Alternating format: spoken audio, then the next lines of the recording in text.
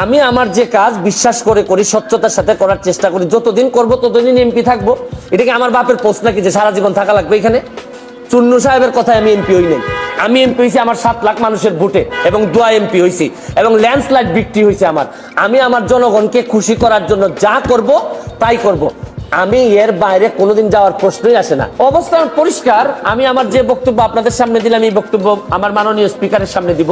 সেই বিজ্ঞানের মধ্যে আলাদা হওয়ার কোনো সুযোগ নাই।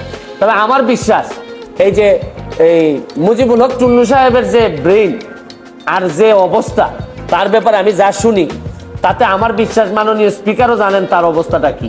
যে তারে সে যখন বক্তব্য দেয় আমি বুঝতেই পারি না কি বিরোধী দলের লোক বক্তব্য দিচ্ছে নাকি না সরকারি দল বক্তব্য দিচ্ছে। মানে এমন ভাবে সরকারের মধ্যে ঢুকে আছে এই ভদ্রলোকের বিরোধী। আরে ভাই, সবসময় সরকারি দলের সাপোর্ট করার জন্য তো মাঝে মধ্যে বিরোধিতা করতে হয়।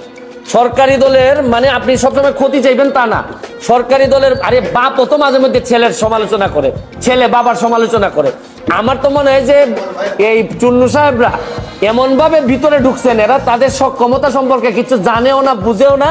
কেন যে বিরোধী দল হয়েছে আল্লাহ মাহবুদ জানে। আর এরাও 11 জন, আর আমরা স্বতন্ত্র আছি 62 জন। আমরা তো হিসাবে তো আমরাই বিরোধী দল হওয়ার কথা, কিন্তু এখন কারণে অকারণে আমরা যেহেতু ওনারা একটা দল হিসাবে আসছেন তা আমরা ওনারা মেনে নিছি।